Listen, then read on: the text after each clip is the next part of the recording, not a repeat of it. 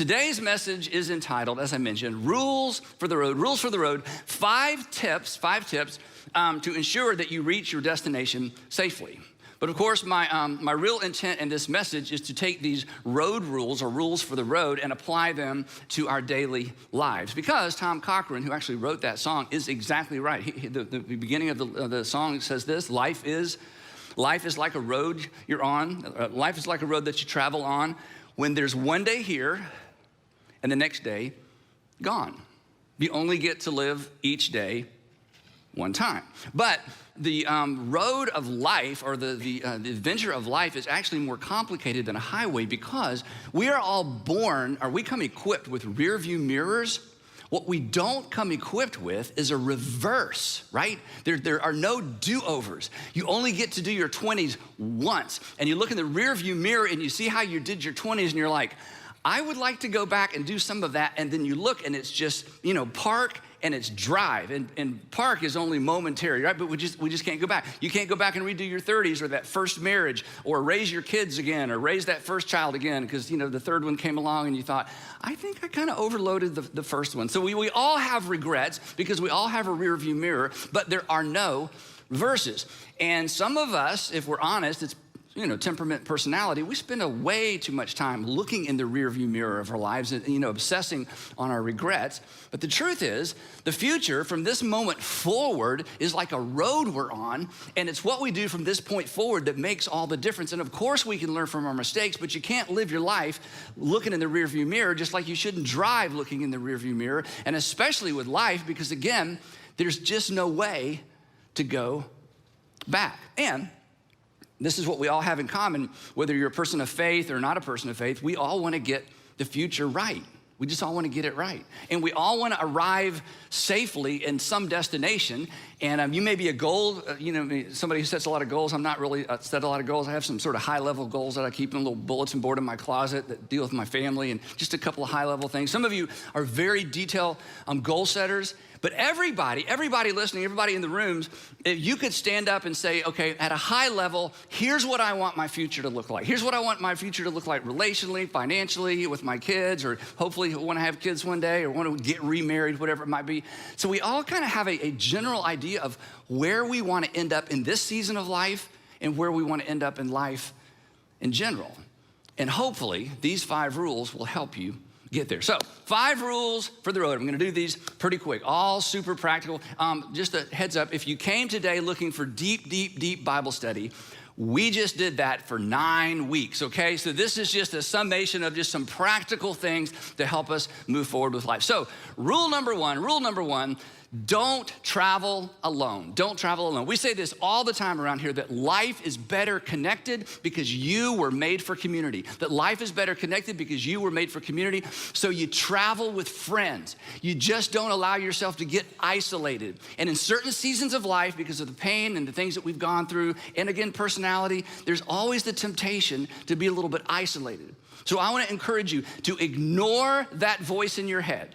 Ignore that voice in your head that says, I don't need anybody, because you were created to live in and to operate in community. You do need some bodies around you. We were created for that. But who we do life with oftentimes determines how our lives go, right?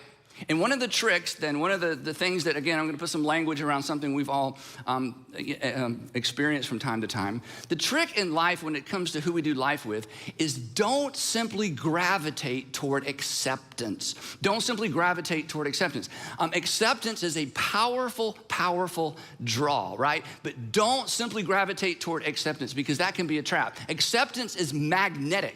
And where this is most important is in the transitions of life. You're leaving high school to go to college. You're leaving college to go to grad school. You're leaving grad school to start your first job. You're leaving the city to go to another city. You've just gotten out of a relationship and you're looking for a new relationship. You've just gone through a divorce. You kind of hit pause for a couple of years and now you're open to start dating again. In every single transition in life, especially relationally, we are prone to gravitate toward acceptance. That is, the person or the people that accept us first, oftentimes, without giving much thought to it, become the people that we spend a season of life with. And again, if you've raised teenagers, you know how powerful this is. And if you change schools or you went to a new job and you walk in that first day and you don't know anyone, or you come to a new city, you don't know anyone, or you come to a new church and you don't know anyone, isn't it true that the first group of people who reach out to you and extend some sort of invitation to do something, invitation to travel, invitation to participate in something, it feels so good because you don't know anyone else. And before you know it, you are doing life with people who may not be anything like you, who you normally wouldn't even necessarily like, but because they accepted you. I mean, we are all acceptance magnets, and we all just flow toward acceptance. So when it comes to who you do life with, don't simply give into the magnetic draw of the person or the first group of people who show up and extend an invitation, even though they're probably maybe great people and, as sincere as they could possibly be. Because the people who get on the inside of our lives often determine the direction and the quality of our lives. And don't simply be content. This is so important. Don't simply be content to do life with people who share your tastes. And oftentimes the connecting point is taste. We like the same music. We like the same restaurants. We're in the same generation. We're from the same, part of the country where we share certain tastes. Look for people. This is so important, especially in the transitions. Look for people who share your values. You know what a value is? A value is what you have predetermined is most important to you. There are things that are most important to you. And when you find people, and sometimes you kind of got to move through some groups of people, good people, wonderful people, just not the right people. When you can find people that you share your values with, that they have the same values that you have, even though they may not eat at the same restaurants or go to the same concerts, when you are able to begin to do life with people who share your values, they will have your back. You will have their back, and there is a synergy of values that will ensure that at the end of this season of life, that you will still be prioritized around the things that you have decided are most important in life and most important for you. And you'll get the most out of life. You'll get what you want most out of life. And again, this. Who we do life with, who we travel with, often determines the direction and the quality of our lives. In fact, if you have children in any of our ministry environments, one of the principles that we come back to with children, middle school and high school over and over and over is this statement: your friends determine the direction and the quality of your life. Your friends determine the direction and the quality of our lives. Or to put it within this context, our friends determine the direction and the quality of the trip. So who we surround ourselves with, who we do life with is so extraordinarily, extraordinarily important. And this is not to say, and if you've been a part of what we do for a long time, you won't misunderstand me, but if you're new, I wanna make sure you don't. We're not saying that anyone is unimportant. We're not saying that anyone is less important. What I'm saying is this: when it comes to that inner circle, who you're traveling through life with, surround yourself with people that embrace your values. The author of Proverbs said it this way, and again, this is one of the anchor verses for children in middle school and high school students in all of our ministries. The author of Proverbs wrote this: whoever does life with the wise automatically over time becomes wise. That is, and wisdom, we talk about this all the time. Wisdom is understanding and living as if life is connected. That what happens today impacts tomorrow. That what happened yesterday is going to show up in my life today. That life is connected. And so the author of Proverbs says this: when we do life with, when we walk in life with, when we do life with people who are wise, who understand that life is connected, that I've got to be disciplined in this season because of what I want in the next season, you become wise. But then there's a contrast, because the Proverbs literature always has these contrasts, sometimes two, sometimes three. But the companion of a fool, and this is so interesting, the companion of a fool, and a fool in Proverbs literature, or literature that's primarily Proverbs, there's a specific definition for a fool. A fool is someone who lives life without care, or who is careless. That's like, this is what I'm gonna do today. Yeah, but how's that gonna impact you tomorrow? Well, that's tomorrow. This is today. Life is disconnected.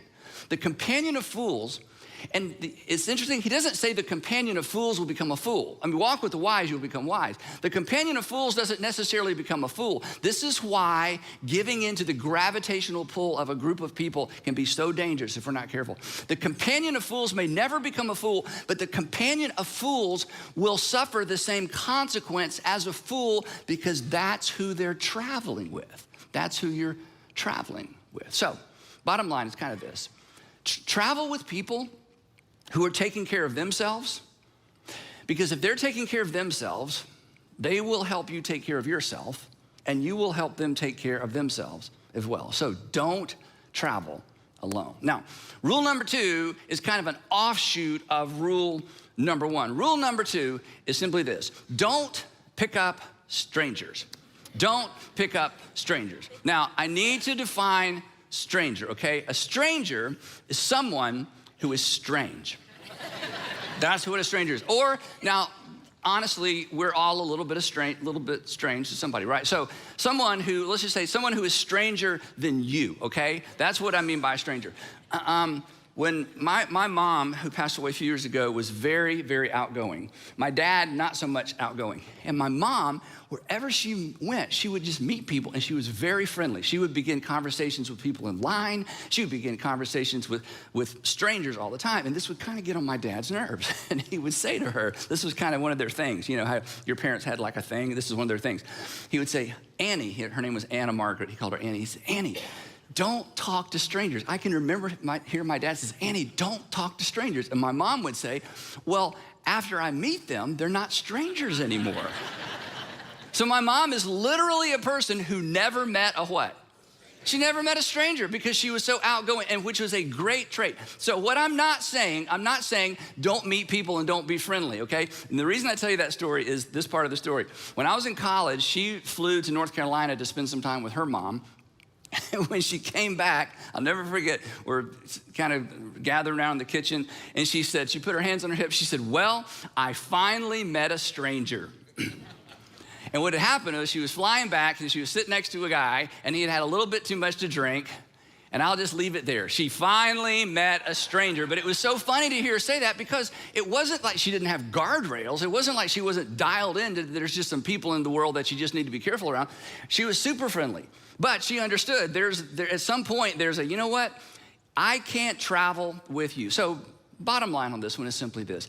Be kind. That's a fruit of the Spirit. Be kind, but be careful. Careful of who you allow in your vehicle. Careful about who you allow in the inner circle of your life. We are kind to everyone. We are patient with everyone. We're compassionate and generous with everyone. But be careful who you allow in the inner circle, because it goes back to rule number 1. He who walks with the wise grows wise, the companion of fools. You may never be a fool, but if you're too close to the people who aren't living life according to your values, when something happens to them, it may happen to you as well. So I want to just kind of ask this question as we move on. Do you have any strangers in your life? And do you have any strangers you've allowed into the inner circle? And let me tease that out a little bit. Is there anyone you're doing life with, if you're real honest, that they make you less healthy? They cause you to doubt yourself. They seem to always be slowly and maybe subtly chipping away at your values. They're kind of dismissive of your values. And at times you're almost intimidated to be yourself because of how they're gonna respond. In fact, over time, you have found yourself becoming a different person when you're around that person. That is a stranger, and you need to drop them off. God loves them. You can't handle them. God loves them. Because, and I used to teach this principle to high school students and college students all the time. They'd be like, yeah, but God loves everybody, and blah, blah, blah. I go, wait, hold on, come here. Look, God loves them.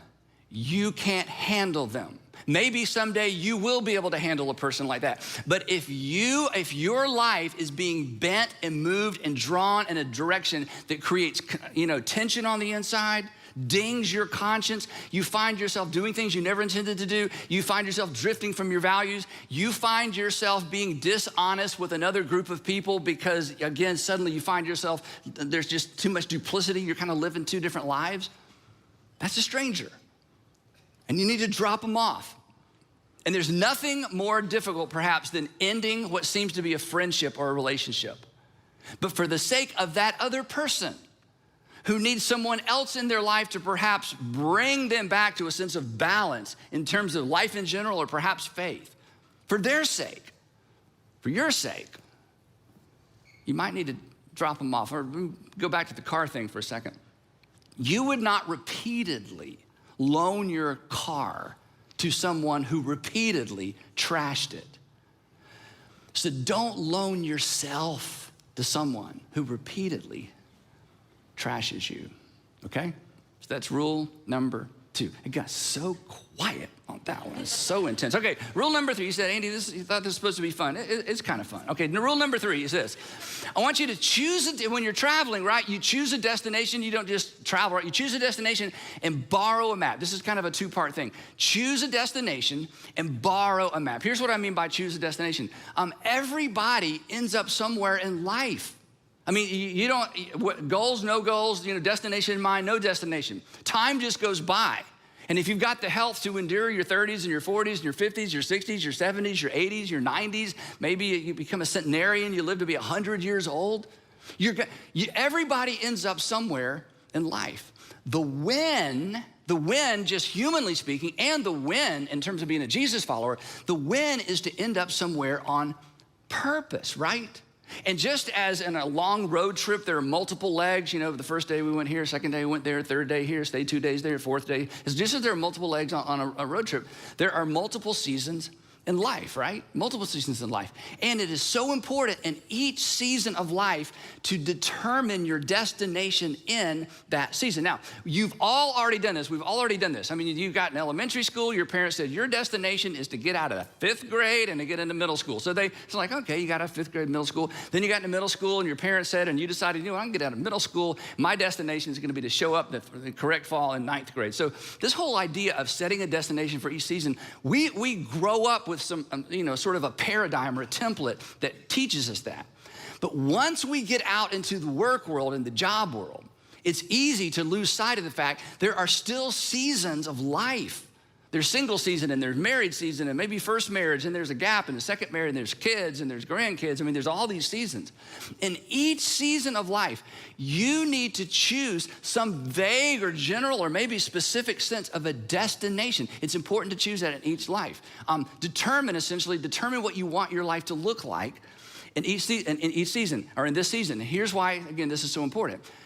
Obviously, you don't want to drift. Nobody wants to drift. And if we don't decide, here's the thing. If we don't choose what we want this season to look like or what we want to look like at the end of the season, if we don't choose, circumstances and people and life in general, they just decide for us.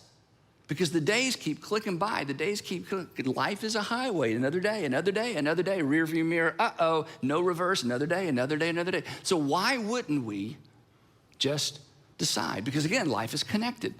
This season leads to the next. If I don't set the correct destination for this season, I won't be prepared for the next one. This is what wisdom dictates, that I am thinking about this season, not simply in light of what's right ahead of me, but right in front of me, but ultimately what's ahead of me, because one season leads to the other. Each season builds on the other, right? And you know this. Wishing won't get you there. Someday I want to meet someone. Someday I'd like to be happily married. Someday I'd like to have kids. Wishing won't get you there, right? Someday I want to be successful financially. Someday I want to go to graduate school. Someday. That's a wish. That's not a plan. It goes back to what I call the principle of the path. We've talked about this in the past, that direction, not intention, determines our destination. This is true when you're driving. This is true when you're living.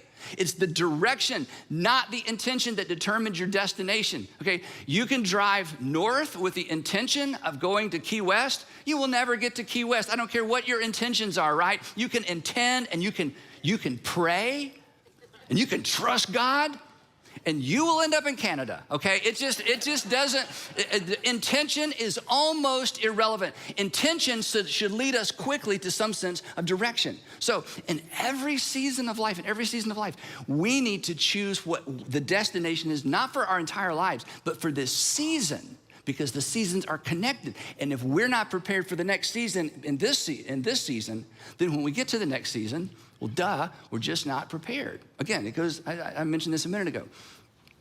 You only get to do your 20s one time. You only get to do your 30s one time. You only get to do your 40s one time. You only get to do a first marriage one time.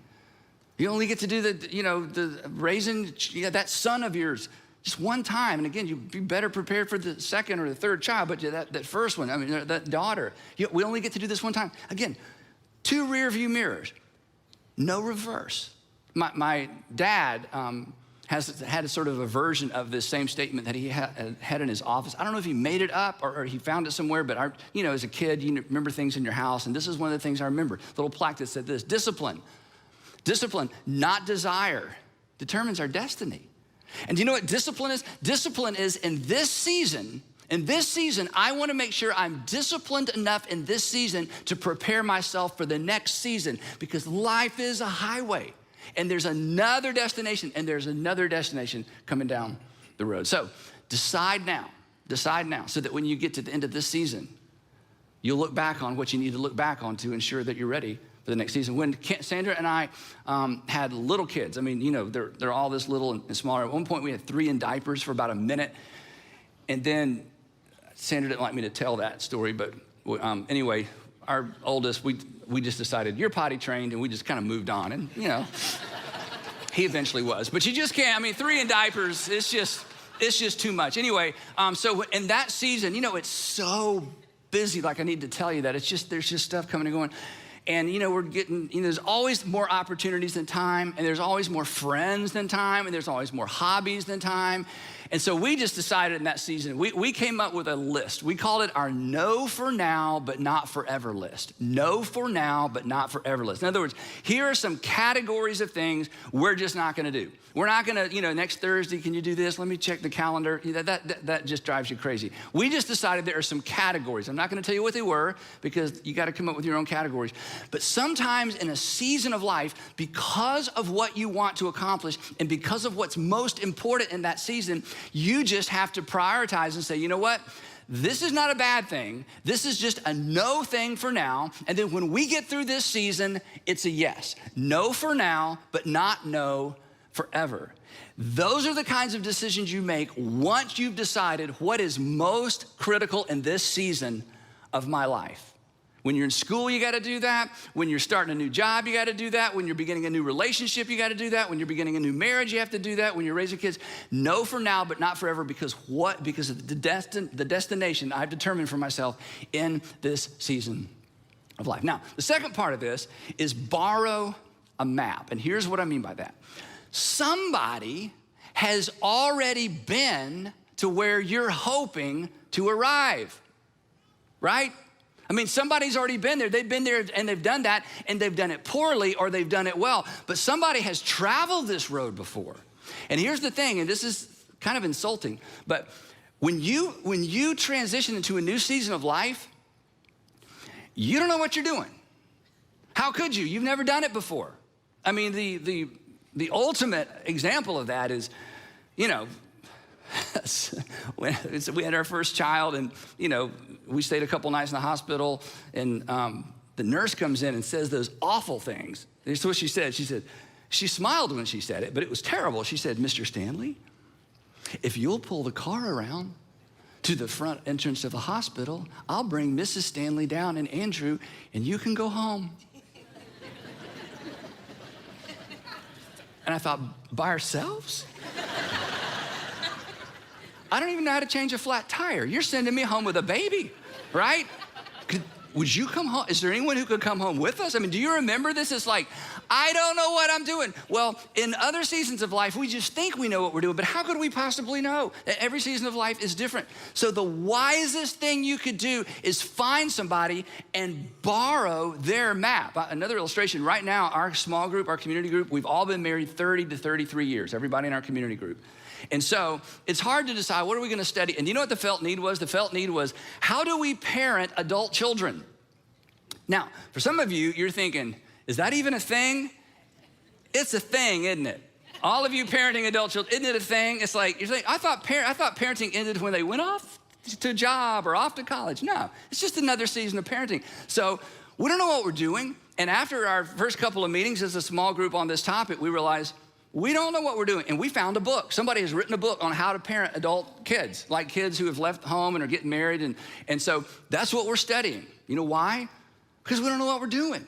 But somebody has written a map and somebody has investigated. And this is what I'm talking about. You need to find somebody's map, okay? And the other way to do this is you know some people who've kind of down the road from you and sort of accomplished what you hope to accomplish either professionally or academically or maybe marriage and family.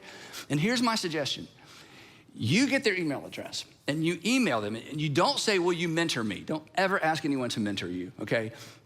You send them 3 questions. You say, you know what? My wife and I, or hey, I've just got into this new job, or I've just moved to the city or whatever, and I have 3 questions. Here's the 3 questions. Would you meet me for coffee or I'll buy you dinner if you'll just answer these 3 questions? And essentially what you're saying is, I want your map. Now don't say I want your map, because they're like, what? Okay, so they'll think you're just a stranger, and then we already covered that, okay? They'll think you're strange. So this is your way of saying, tell me what you know. And here's the thing about people who are a season ahead of you in life. And I'm a season ahead of some of you. We don't know how much we know until someone asks. We have small groups with young married couples or newlywed couples, and it is so fun as somebody who's been married a long time to drop into one of those groups. Because you show up, and Sandra and I spent a whole year one time, instead of doing our own small group, we just went from group to group to group with the young married couples. And the first time, we were like so scared, like, oh, what are they gonna ask? And when we got in the car afterwards, we thought, we know a lot. We just know a lot. You just don't know what you know until somebody who doesn't know begins to ask you questions, okay? So one of the best things you can do is you can reach ahead a generation and say, hey, show me your map. Show me your map. You might be familiar with what's called the Vernon Law. You may have heard this before, even though you didn't know it was called this. Here's what the Vernon Law is. That experience is a hard teacher because it gives the test first and the lesson afterwards. Experience is a hard teacher because, oh no, I failed the test and now I realize what I should have known. The only way to avoid this is to get ahead and invite information, authors, or people into your life in this season, so when the test comes, you will already have had the lesson. And acknowledging, come on, you know this, acknowledging what you don't know and inviting somebody into that space where you just aren't exactly sure, that's not weakness. Asking for help isn't weakness, it's maturity. It's a sign of wisdom. Again, the author of Proverbs puts it this way. Listen, he says, listen to counsel. Listen to counsel. Now, don't raise your hand or elbow anybody, but some of us, guys, it is so hard to take counsel from other people. It's an ego thing. It's a pride thing. I am as guilty as anybody else. I just have to just exhale. Don't bow up. Don't power up. Don't say, let me tell you what I know. Just shut up, Andy, and just listen. Listen to counsel and accept discipline. You know what this means? It means accept the fact that you're wrong. If you don't accept the fact that you're wrong, you will continue to be what? Wrong, right? My goal in life is to never learn anything new and nobody wants to end up there. So he says, listen to counsel, accept discipline, that you may be wise, and listen to this, proverbial promise. You'll be wise the rest of your days. Here's what that means. You'll be wise in this season and prepare in such a way that you're ready for the next season. You'll be wise for the rest of your days, because if the pattern, this is a pattern and a habit, if the pattern and the habit of your life is to be open to the counsel and the wisdom of others, even people who aren't as smart as you, even people who aren't as accomplished as you, even people who aren't as successful as you, and even people who aren't as educated as you. I just covered all the reasons that many of us are like, I can't listen to her, I can't listen to her. What have they ever accomplished? Well, wait, what? He says, just listen to counsel and you'll be wise for the rest of your day. So choose a destination in this leg of the journey or in this season and borrow a map, and perhaps you'll get where you're going you get there faster and with less regret. Rule number 4, got to keep going. Rule number 4, pay attention to the signs. Pay attention to the signs. Okay, road signs are there for our protection as well as our direction. Many of us, some of you think that those signs are for other people, right? Yeah, those are for what other people need to do. I don't need to slow down the curve. I'm a good driver, Yellow light, that means speed up, right? So I can get the intersection. We just, and then when we see other drivers ignore those signs, what do we think? Idiot, putting other people's lives at risk. Sometimes it's hard to see the idiot in the mirror, right? And the same is true in life for all of us, right? Again, the author of Proverbs, and this is a verse I've encouraged you to memorize. I hope you've memorized it. If not, you got to memorize this verse. Maybe I just feel compelled to say that because of the role it's played in my life. The prudent, the wise, the people who know life's connected, the prudent see the signs and they respond. The prudent see danger and they take refuge. The prudent see the signs and they respond to the signs. Wise people pay attention to the signs of what's going on with their friends, and paying attention to what I see going on with my kids, and I'm paying attention to some stuff I see going on with my marriage, and I'm paying attention to what I see going on financially. We're not in trouble yet, but you know what? I need to slow down in that curve. I see what's going on professionally. I'm not gonna just live in la-la land and pretend everything's fine. I'm gonna pay attention to the signs. It's always tempting to ignore signs. It is most tempting to ignore signs relationally. But relationships are like a combustible engine. Nothing improves with neglect. But one of the reasons we ignore the signs in our relationships, honestly, is we don't know what to do. I can fix my router. I can fix a lot of things electronically.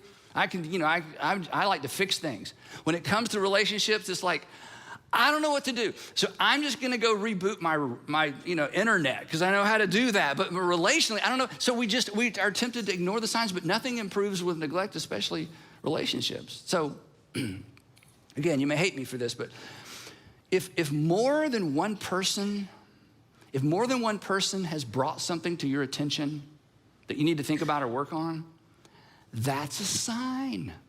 If more than one person, and they don't even know each other, it's like they've been talking. No, you're the common denominator. It's obvious, not obvious to you, but it's obvious to everybody. If more than one person has brought to your attention something that you need to pay attention to, that's a sign. The only time I ever was arrested, pause and let you digest that. It was a long time ago. Only time I was ever arrested is not that I ignored a sign, I actually moved a sign because it was in my way. I was 16 years old. I'm like, that's in my way. So I got out of my car and moved a sign, and then I got where I was going late, really, really late, and had an interesting conversation with my dad. So the point is, have you ever moved a sign? Let me tell you what move a sign looks like, sounds like in the real world. Do you ever heard yourself say this? Okay, don't ever bring that up again.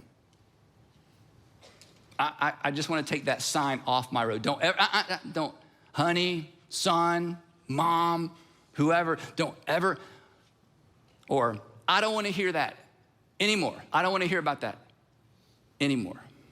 Or I'm fine. Quit showing me signs, I'm fine. What do you respond to in that way? You're ignoring the signs. You keep ignoring those signs, you're taking the long way, taking the wrong way. You may never arrive. Because the prudent see danger and take refuge, but the simple, I'm fine, I know everything I need to know, you're wrong. The simple, the people, they don't understand life is connected, that today leads to tomorrow and today is gonna show up tomorrow. The simple keep going and they pay the penalty.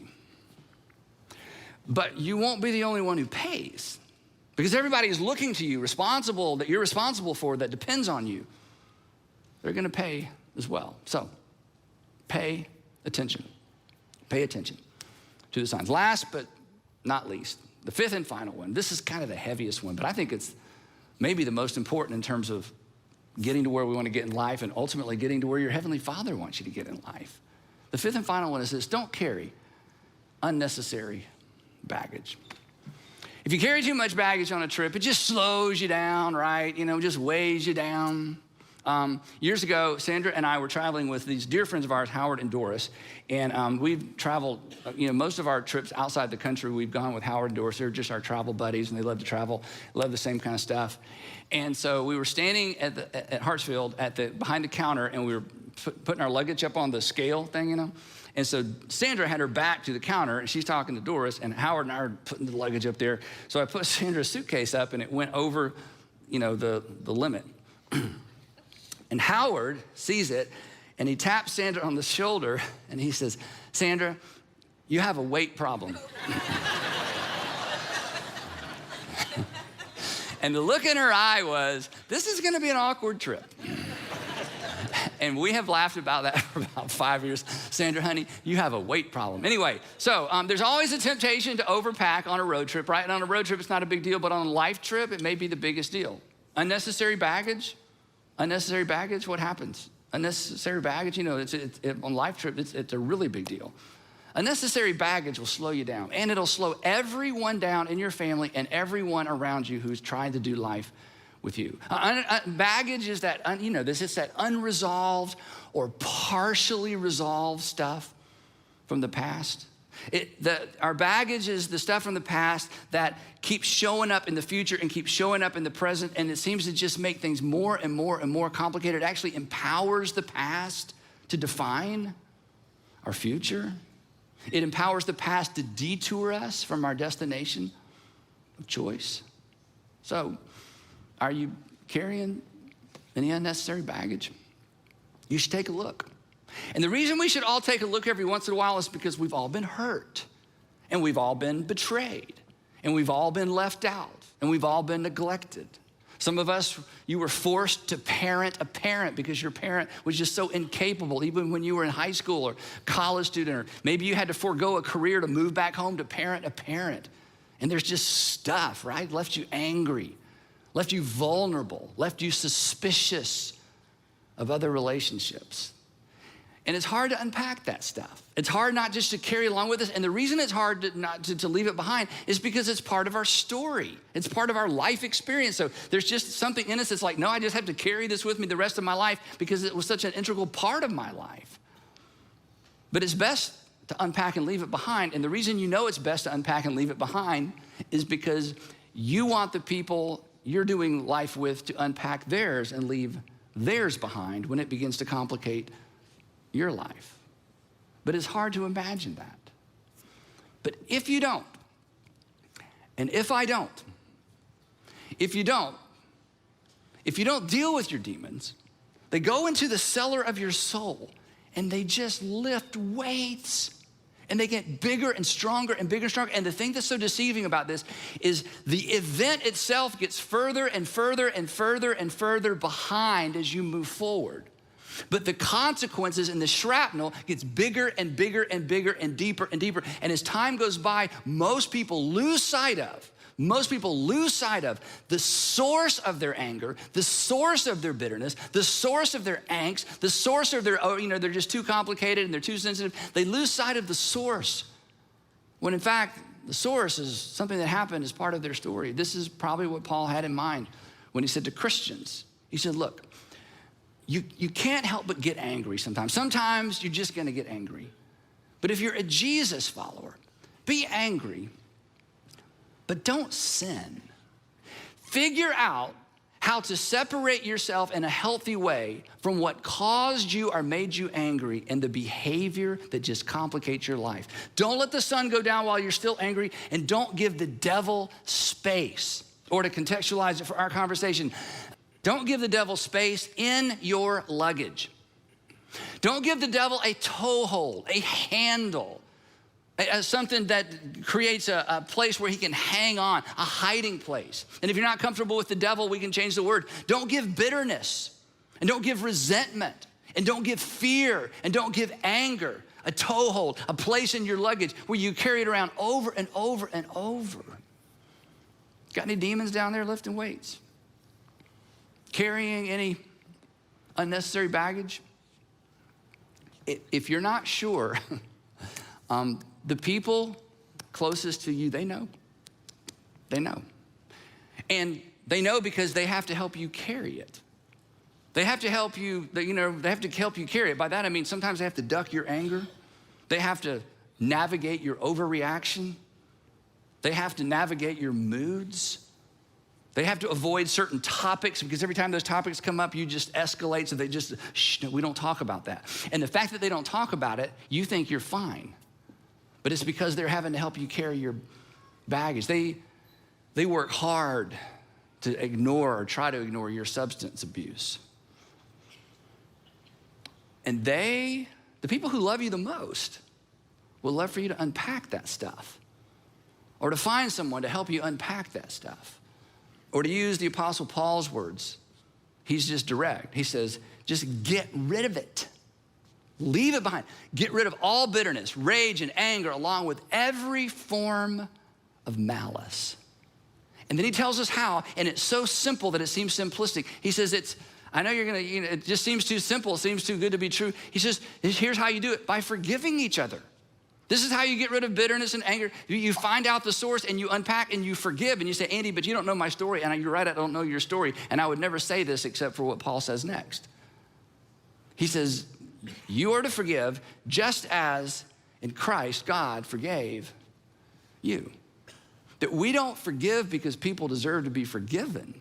They may not, but then neither did we. We forgive because we've been forgiven. We cancel other people's debts because God, through Christ, canceled our debt. And here's the trick to all this. See, when you're hurt and when I'm hurt, it creates a debt-debtor relationship. The hurt, the betrayal, the abandonment, whatever it might be, it creates debt. They owe me a childhood. They owe me a first marriage back. They owe me the opportunity to put my kids in bed at night. They owe me an education. They owe me, they owe me, they owe me, they owe me, they owe me. And what happens is that their debt becomes your baggage. And I've been there. We lug it around waiting to be paid back. And while we're lugging it around waiting to be paid back, the demons are lifting weights, get stronger and stronger and stronger. And the problem is, of course, the people from our past, they can't pay us back. Half the time, they don't even know they owe us anything. And the other reason they can't pay us back is because we come equipped with rear view mirrors, but no reverse. They can't give you your childhood back or a marriage back or an opportunity back or career back. They can't give it back to you. So get rid of all bitterness, rage and anger, along with every form of malice. Close those accounts. Tell your demons, I'm closing the gym. And they'll complain. But over time, their voices, not immediately, but over time, their voices will grow weaker and weaker and weaker. And it's not fair to forgive. It's not fair because they actually owe you. But it's not about fairness. This is about your freedom. So cancel those debts. Unpack all that stuff. Choose to forgive. Cancel their debt. You just decide. This is what forgiveness is. Forgiveness is, I've decided you don't owe me anymore. And who knows? Unpack all that stuff, you might be able to get by with a carry-on. So those are the 5 rules for the road. Don't travel alone. Don't pick up strangers. Choose a destination. Get somebody's map. Pay attention to the signs. And don't carry unnecessary baggage. You're going to end up somewhere in this season. You're going to end up somewhere in life. I want you to end up somewhere in this season in life on purpose. And you get to choose. So follow the rules for the road, and perhaps you will reach your destination on time and on purpose.